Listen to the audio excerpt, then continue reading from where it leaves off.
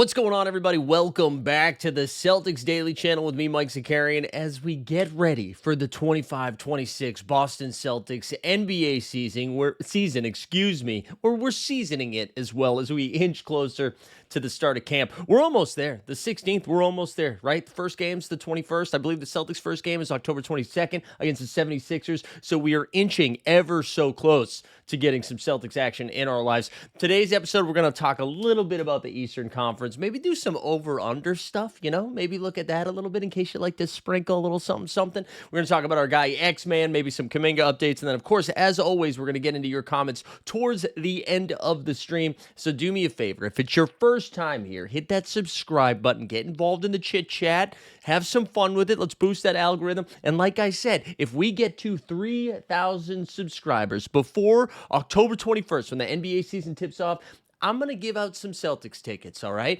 We're going to give away a pair of Boston Celtics tickets to a game of your choice within reason. You can't just pick, the Golden State Warriors right off the bat, all right? Within reason. But do me a favor, subscribe if you haven't done so. Let's give away some tickets, huh? All right, let's get into it. What I figured we could do, we're going to go over-under in the Eastern Conference all the way down, and I want you in your mind as we're doing this telling me if we're going over or we're going under. When we get to the Celtics, we're going to see how many of those teams that we've gotten to already will the Celtics leapfrog, okay? So as we get cooking, let's go. I'm going to be using, I believe, our BetMGM odds right off the top. We've got the Cavs and the Knicks kind of neck and neck here at the top of the Eastern Conference. They have the Cleveland Cavaliers for 55.5 wins. 55.5 wins, even though, right, they lost their guy, Ty Jerome, who was a big part of their offense. Darius Garland doesn't seem like he's going to be ready for the start of the season. And then Max Strus had that weird injury. Strus is loose. He's going to be out for quite a bit of time. So they're going to be needing to rely heavily on Donovan Mitchell, Evan Mobley, and then what are they going to get from DeAndre Hunter this year? And, I know they re-signed Sam Merrill, so we'll have to wait and see.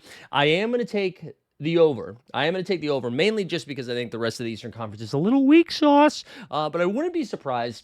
One thing, if you wanted to take a little under action on Cleveland, I wouldn't be surprised if they keep seeing themselves flame out in the postseason, right? Maybe they're like, hey, we don't need to put our foot down on the gas to get to the number 1 seed or the number 2 seed in the Eastern Conference. Let's have all of our guys well rested and healthy heading into the postseason. So if that's the case, maybe they take their foot off their gas. You can go under on it. The Knicks, they're 52.5. Knicks have one speed, right? And it's going to be a lot of offense. I don't expect to see a ton of defense from them this season, especially when you have Jalen Brunson and Cat out there at the same exact time. Even though they do have Bridges and OG Anunoby, I wonder if we see Mitchell Robinson start next to Karl-Anthony Towns. Does Josh Hart emerge as Sixth Man of the Year candidate? I'm going to take the over on them, though, at 52.5. Then there's a pretty big drop-off, right? So we did Cavs, then Knicks at 52.5. The next Eastern Conference team to come at you is the Atlanta Hawks at 40. Oh, no, excuse me. Goodness gracious, I did not expect to see the Orlando Magic over 50. Orlando Magic, 51.5. That's a ton of wins for Orlando. That's a ton of wins. And listen, I'm high on Orlando. 51.5 wins, though, give me the under. Give me the under. Listen, their first time gelling together, right? Paolo Banchero, Desmond Bane, they got Tyus Jones, Franz Wagner. Their center's still Wendell Carter Jr., all right? So I was giving the Celtics a lot of guff about our front court. Come on. Orlando, Wendell Carter Jr., that's a lot. I'm going to give me the under on Orlando. We get the Atlanta Hawks at 46.5. And again, Orlando Hawks, we're going to talk about Charles Bassey. They scooped up Charles Bassey, too. They just traded Kobe Buffkin, who went from, he's one of their young guys in Atlanta. He goes to Brooklyn basically for cash considerations. They added Nickeil Alexander-Walker, Kristaps Porzingis, Luke Kennard. Atlanta poised to go. I actually like the over on Atlanta. I do. I like it. I think Atlanta's going to gel this year. Give me the over on the 46.5. Pistons at 45.5 are next. Right? They lost Malik Beasley, but they might get him back. They also lost Tim Hardaway Jr. They added Duncan Robinson, Karis LeVert. They get Jaden Ivey back, who's missed a ton of time. I actually think Detroit, low-key, could finish as high as third in the Eastern Conference. I think we're going to see a big jump from them. Give me north of that. Give me north of 45.5. Bucks next at 44.5. We still have not gotten to the Celtics yet.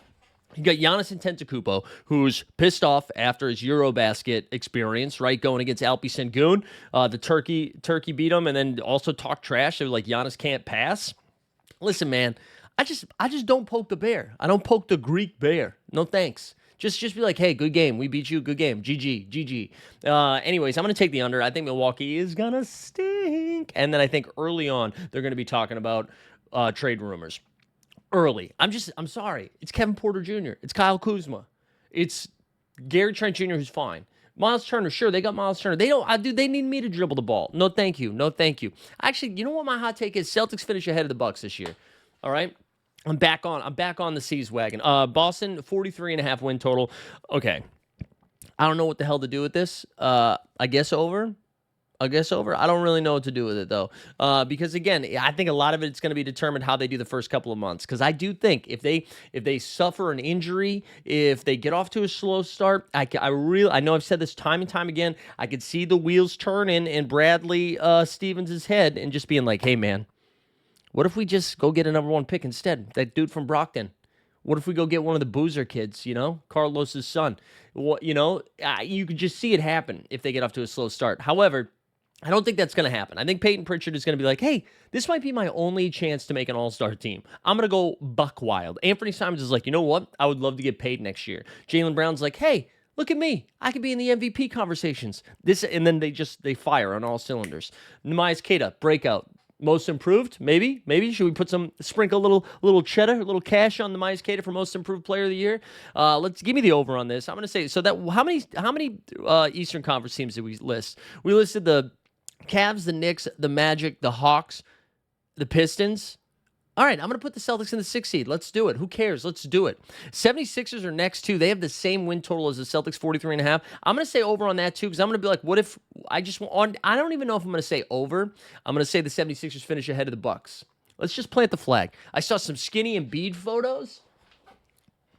It's got to be tough to be a Philly fan, man. It's got to be, because this is like you had it with Ben Simmons. I'm trying to think of what the best comp is. Actually, this is some homework for you guys. What is the best comp where, like, every offseason you're lulled into believing again into somebody on your team that ultimately fails you? I'm trying to think of a Red Sox player. A Celtic does not really come to mind. But every offseason they're like, what if this is the year Joel Embiid is healthy and gets ready to the playoffs and then, wins an MVP? Takes us to the promised land, right? And then every year you get same thing again, right? Egg on my face. I should have thought of this a little bit more. I can't think of a comp. It's all right. That's your responsibility. Your responsibility, chit chat. Then we got the 76ers there. Oh, no, I already said the 76ers. After that is a big drop, all right? That was 43.5, the same as the Celtics. Then it drops to the Pacers all the way down to 39.5. I don't know what to make of the Pacers, man. The Pacers have like a bunch of B- dudes on their team right now. A very similar situation to the Celtics, right? Except Jaylen Brown can also be an engine, right? Jason Tatum, an engine of the team, but JB can also do that. You take out Halliburton. Halliburton makes everything move there. I mean, yeah, they got Siakam, Nembhard, Nesmith, Boston legend. They lost Miles Turner, though, and they lost Halliburton. So I'm going to say under on this. I feel like Rick Carlisle and the Pacers, who never tank, they just never do it. I could see this year being like, hey, guys, it's okay because Halliburton comes right back. This isn't an institutional tank. It's a one-off. So I'm going to say the under on the Pacers. And then we have the Miami Heat, 37.5. They've got some Andrew Wiggins trade rumors, maybe going to the Lakers for Rui and Dalton Connect or something like that. I don't know what the hell to make of Miami. Because it's like Tyler Hero, Bam Adebayo, Norman Powell, and then it's just a bunch of young dudes, Jovic, Jaquez, Khalil Ware. I think the vibes are bad, all right? I think they're bad over there. Give me the under on that. We get the Raptors at 35.5. We, the North, we're going up. I just think their starting five's underrated right now. Brandon Ingram, fringe all-star, I think. Scotty Barnes, all-star caliber guy. And then they've got Emmanuel Quickley, who I kind of like. RJ Barrett, who had a nice year. And then Jakob Poeltl. That's a solid starting five. They got some young guys coming off the bench. I think they're just gonna try more than everybody else this year. They're gonna be like the Eastern Conference's Portland Trailblazers of last season. Then we've got the Chicago Bulls at 32.5. Who cares, dude? Who cares? Who cares about the Bulls? They're not trying, so I'm not going to try with them either. And then the Hornets, Nets, and Wizards all in the mid-20s. I don't think we need to talk about them either. But I wanted to do this exercise because I think we're just going to put the Celtics in the top 6. We're going to do it. We're not going to be in the play-in. We're going to be at least a 6 seed, maybe even a 5 seed. Maybe we F around and find out with a 5 seed, okay? So let's throw that in there. Okay, that was a fun exercise. Let me know, is any of those numbers we just went over really stick out? Not to say that you should go gamble, but is there any one that you would I bet some cash on that one? Let's talk about our guy. I wanted to give a little love to Xavier Tillman. I saw the Celtics blog did something on him. So Xavier Tillman, battling some stuff on and off the court last season, both injuries and some other stuff, was not healthy, right? We just did not get a healthy Xavier Tillman. I know I mentioned this quite a bit from the fantasy streets. Back when Xavier was still on the Grizzlies, I really liked what he like brought off the bench. I thought like occasionally, like if Brandon Clark missed a game, Triple J missed a game, Jaren Jackson Jr. missed a game, Xavier would step in there and like do okay. So I was kind of excited when the Celtics got him. And I just want to go over some numbers from Xavier Tillman here because, again, we've talked so much about Neemias Queta, so much about Luka Garza, Josh, why not, my not? But maybe it's the X-Man, the return of the X-Man, X-Man Part 2. I don't know. That's not good. That wasn't good.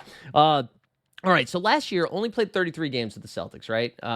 He averaged 1 point a game. He only averaged 7 minutes per game too. So like last year, let's just call that a wash. The year before, when he got to Boston, he played 20 games for the Celtics, averaged 13 minutes a game, 4 points, 2 boards. Okay, nothing great there. I'm trying to find when you go back to Memphis, though, right? So Memphis in 22-23, he was playing 19 minutes a game. Only played 29 games that year. This is like when he was just coming up. 29 games, averaged 7 and 5. Then the next year, 5 and 5. I just think like there is, again, those numbers aren't going to blow your hair back, right? But I do think there is a world where Xavier Tillman steps up a little bit. I think the path forward is Neemias Queta, but I think the conversation around Luka Garza, maybe like stretching the floor a little bit and opening up the Celtics offense, I think that might be overstated. And I wonder if when we get to December, we're actually talking about Xavier Tillman as the backup big. Like it was always X-Men. He brings some toughness, some grittiness. He can, I don't want to say he can shoot the three ball. He can't really shoot the three ball. But if you put him in the corner, he's going to knock down a couple open threes if he has to. We've seen him do it in the NBA Finals, lest I remind you.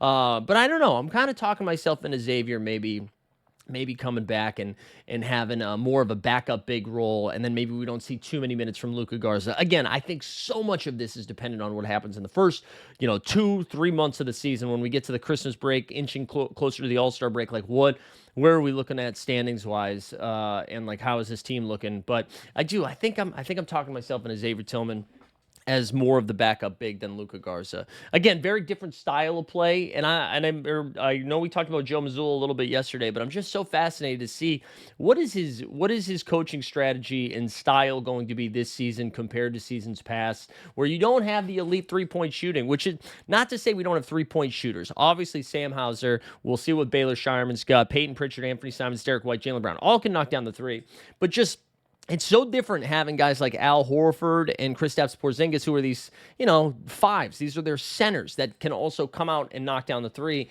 I just don't think we're going to see that consistently, or the threat of it's not going to be there, right? Like if Queta knocks down a three, the defense is going to be like, okay, go ahead, keep doing that. You're going to have to hit more than one a game for me to all of a sudden be going woo woo woo as you're closing out on defense, right? So I don't know. We'll see. Speaking of Al Horford, man, the Golden State Warriors situation, I don't know what's going on with Golden State. Mike Dunleavy Jr., Joe Lacob, the owner, Steve Kerr, Jonathan Kuminga and his agent, everybody deserves like a spanking or something. I don't know what's happening. So then we're at the point now, it's freaking September 16th.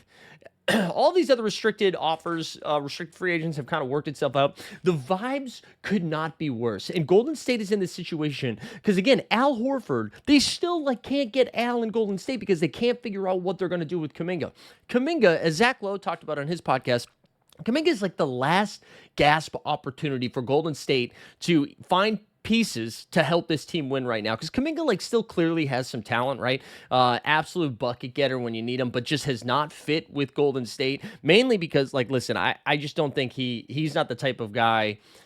I think a lot was asked of him to sacrifice coming in. He's not had the opportunity to showcase himself. And when he has, he's done well, but he clearly just does not mesh with the Steph Curry, Draymond Green, Jimmy Butler fold. But the Warriors are like, hey, listen, man, we can't give you a cheap qualifying offer. Because if you remember Cam Thomas, right, he takes that qualifying offer of $6 million. If Kuminga does that, it's $8 million, right? And if he takes that, he's basically going to say F you at the end of the season, and then he goes and signs with another team. So that means the Warriors just lose him for nothing. They're not going to get anything back. So the Warriors actually have to figure out what the right number is to sign this dude, to either trade him now or trade him in the next season, right? Midway through the season, so they can get another piece to help them win. But what's crazy is the Sacramento Kings offered them Malik Monk and like a pick. What are you doing? What are you doing? Also, supposedly, as reported yesterday, Caruso was on the table before Caruso was traded to OKC, and the Warriors said no to that too. So like, I don't know. I'm not saying people need to lose jobs, but yikes, yikes, and all that to say, like Al Horford's still a free agent right now. I mean, he's not coming back to Boston at this point. It's over. It's Jover. But I don't know. I don't know what's going on with Golden State, but every time I see situations like this, whether it was Golden State, Chicago, Sacramento, seeing all of these other front offices flail, it makes me it's comforting to know that our front office like knows what it's doing, you know? And Brad, we trust. And Brad, we trust. All right, let's get to some of your comments from yesterday. And as always, just a reminder, hey, hit that subscribe, get involved in the chat. I appreciate everybody who tuned in yesterday. Last couple pods, with numbers going back up. Love to see it. We got Tracy Powell. Just give the little Tracy Powell a shout out. Put a little shamrock in the chat. Said they're excited for the season to start. Seems to be some mixed thoughts on our guy Sammy Hauser, whether he should start or not. Again, some of the people from CelticsBlog.com predict that he should be in the starting five. I think it seems like John Papalo 6795 says keep him off the bench. That's what I would do. Vicky also said starting Hauser, no way, keep him off the bench.